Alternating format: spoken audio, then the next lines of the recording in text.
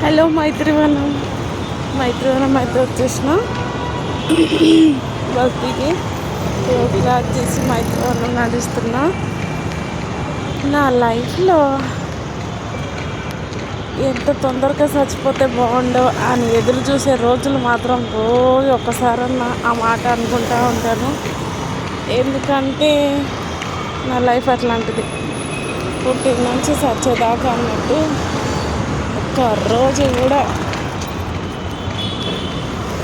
ఆహా అన్నట్టు, అది అల్లు అర్జున్ ఒక డైలాగ్ పెడతాడు కదా, ఒక్క రోజన్నా హ్యాపీగా ఉందా అని అనిపిస్తుంది.